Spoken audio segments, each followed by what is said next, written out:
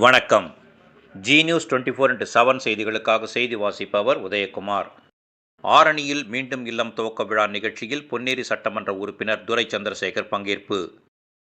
தமிழக முதலமைச்சர் மு.க.ஸ்டாலின் 2023-24 ஆண்டிற்கான மாற்றுத்திறனாளிகள் நலத்துறையின் மானிய கோரிக்கையின் போது மனநலம் பாதிக்கப்பட்டு குணமடைந்தவர்களை சமுதாயத்தில் ஒருங்கிணைக்கும் வகையில் மீண்டும் இல்லம் எனும் புதிய திட்டத்தினை முதற்கட்டமாக 5 மாவட்டங்களில் தலா 2 இல்லங்கள் வீதம் 10 இல்லங்கள் அமைக்க நிதி ஒதுக்கினார். இந்த 5 மாவட்டங்களில் திருவள்ளூர் மாவட்டமும் ஒன்றாகும்.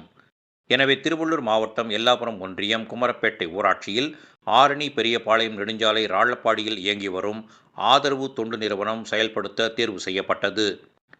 இதன் மூலம் ஆரணியில் 2 வீடுகளில் தலா 4 நபர்கள் வீதம் ஆண்களுக்காக ஒரு இல்லமும் பெண்களுக்காக ஒரு இல்லமும் என மொத்தம் 2 இல்லம் அரசு உதவியுடன் துவக்கப்பட்டது.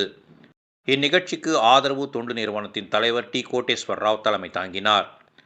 ஆரணி பேரூர் திமுக செயலாளர் பி. முத்து, ஆரணி பேரூராட்சி மன்ற தலைவர் ராஜேஸ்வரி, துணைத் தலைவர் சுகுமார், பேரூராட்சி மன்ற நியமன குழு உறுப்பினர் டி. கண்ணதாசன், பேரூராட்சி செயலாளர் அலுவலர் அபுபக்கர், கிராம நிர்வாக அதிகாரிகள் கலைச்செல்வி, புதிய செல்வி, ஆரணி காவல் நிலைய போலீஸ் சப் இன்ஸ்பெக்டர் முனிரத்தினம், பேரூராட்சி மன்ற உறுப்பினர்கள் ரகுமான்கான், பிரபாவதி, சுபாஷினி, சுகன்யா ஆகியோர் முன்னிலை வகித்தனர்.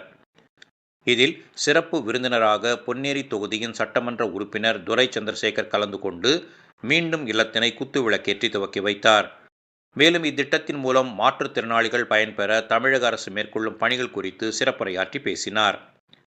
இந்நிகழ்ச்சியில் மாவட்ட மாற்றுத்திறனாளி நல அலுவலர் சீனிவாசன், மாவட்ட மனநல மருத்துவர் சகுந்தலா தேவி ஆகியோர் கலந்து கொண்டு திட்டம் குறித்து விளக்கி கூறினர்.